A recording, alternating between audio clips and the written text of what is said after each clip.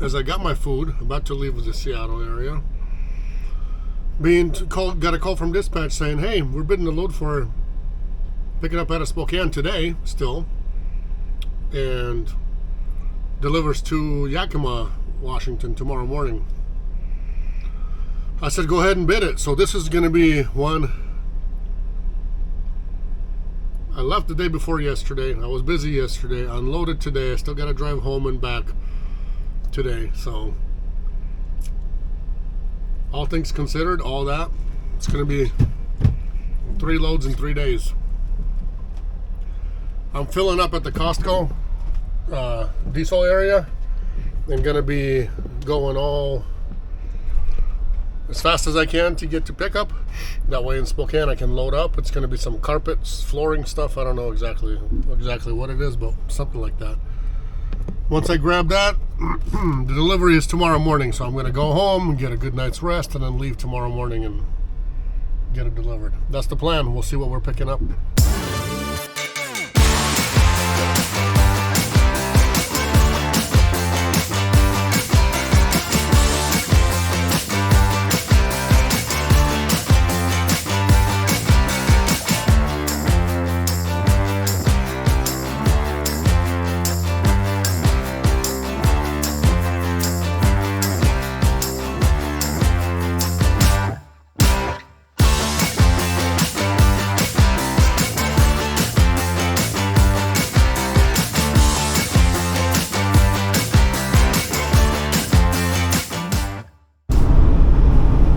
Monday, when I drove through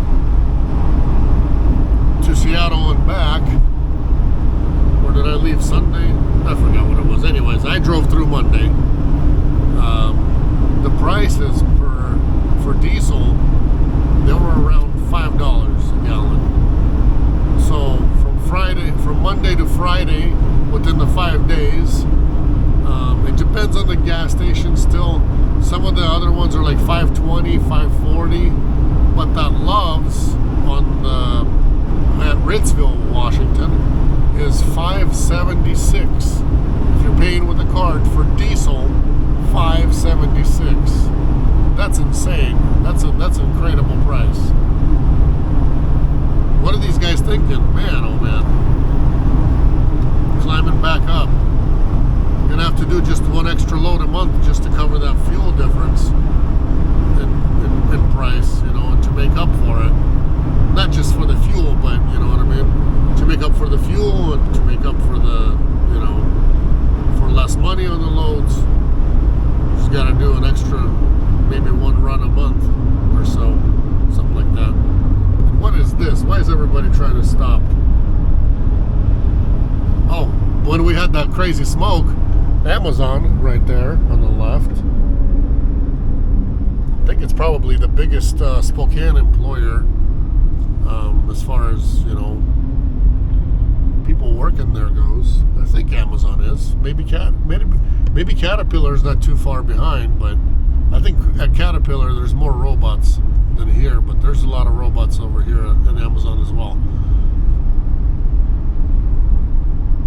They were closed for 2 days, I think, because I drove by a couple of times and they were closed. So whenever the air quality goes bad into the hazard conditions, then these guys close up.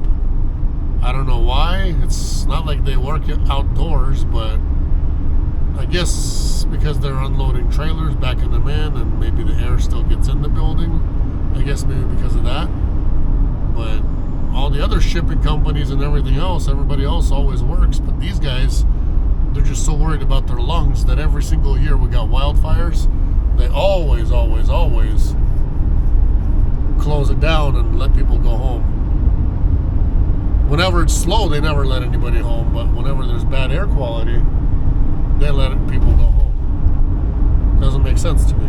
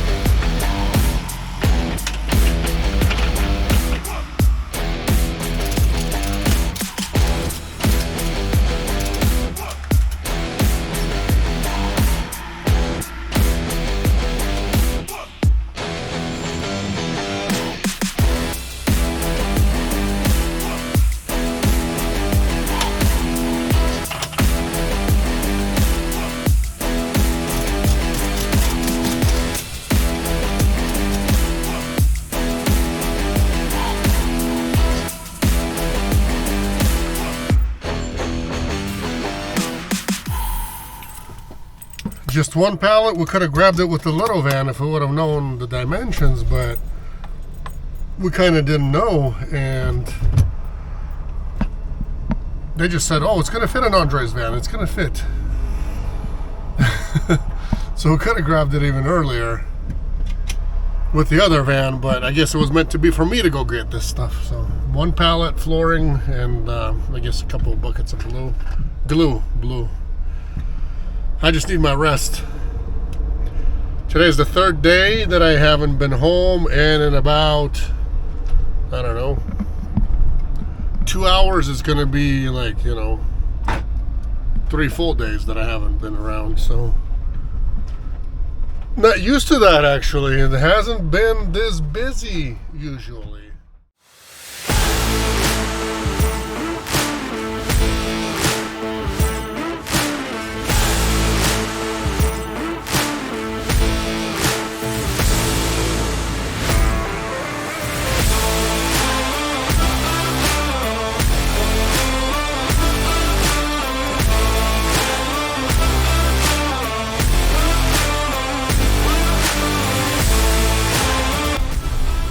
Believe it or not, I've actually been to this location before. I have been here, maybe like a couple months ago, actually. Not too long ago, I've delivered here. I think I had a 2-stopper somewhere else and then here, so. Or maybe it was just straight here, I don't remember. Maybe it was just straight here. But here it is, I've been here before.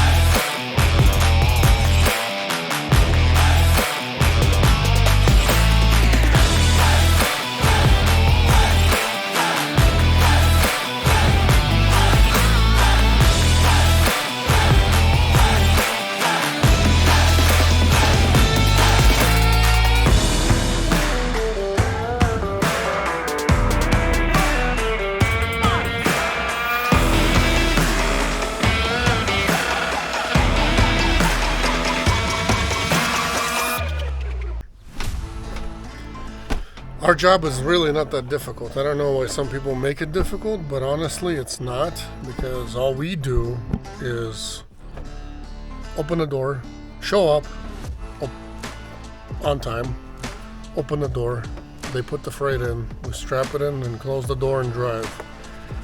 You know, in the end, there's really no rocket science in this. In the end, you know, there's really nothing difficult about any of this. Except for, yeah, for some people it's difficult to be driving all night. For some people it's difficult to actually, you know, be on time. They think that, you know, things have to be on their time instead of, you know, the scheduled time, which is, it's not how it works. Some drivers, you know, they don't really do it the way it needs to be done, and it just sucks because when they do that, screw up a couple times, they're just no longer with us in the end. So you guys got to understand that expediting is all about time critical freight. All about time critical. Always, always, always. It's time critical. That's what this is all about. So it's not just a first come, first served, get there whenever you feel like it and stuff like that. It's not. Definitely not. This is an easy pickup, easy delivery. So are most loads. The only really hard time that somebody might have somewhere is freight is, you know, could be not found, nobody knows where it is, or you're picking it up at a cross dock, they're looking for it. Sometimes airport pickups, you know, they don't have the correct paperwork, so you might have to go and get it printed off. Sometimes there's a hassle with the paperwork at the airport, so that's a bit of a pain. But stuff like this, easy load, easy unload, you know, from one small business to another small business, it's so simple. Very simple, you know. Our job really is not that difficult. The most difficult maybe is being professional, to act professional, be courteous, just like you would want somebody else to show up at your place of business if you had one, and be, acting the way you want them to act. That's really all it is in the end. And also being on time. That's one of the main things, is we always have to be on time no matter what. Sometimes it's difficult for people for some reason. They fall asleep and they can't get up. Sometimes, drivers are waiting for a load. We finally get them something. Then we can't reach them by phone because for some reason, I don't know what's up. They're sitting there waiting for freight. How do you wait and not be able to answer your phone and go because we already got you something? So simple, stupid little things like that are causing people to somehow, I don't know why even, but somehow not to be doing it the way they need to be doing it, Hurts everybody in the end. Hurts you as a driver because, who wants to work with a driver like that constantly screws up? I understand once, maybe 2 times at most, if anything, somehow, something, but if you're just, being negligent, that's a whole different story. We can't work with negligent people. And nobody else can either. It doesn't matter who you go work with. Nobody's going to be working with negligent people. Besides that, like I said, this job's not that difficult. The only other difficult part is when you go OTR, you're out there, without family, without your wife, girlfriend, or whoever, without family, and can get lonely sometimes, I guess. Could get lonely. Really, that's the only real bad part about it. But if you like to be a lone wolf and you're okay being alone by yourself and not having too much communication with people like that, don't really have to be socializing with somebody while you're driving, as far as like, in person, eye to eye, stuff like that, this job is definitely for you. Besides all the negativity, there's tons of positive things, tons. You're on your own, you're your own boss. You don't have a manager or somebody, some stinky coworker trying to tell you what to do. If you're stinky, that's your fault, so you got to be washed. So go get a shower, if you're doing this. But besides that, you're on your own.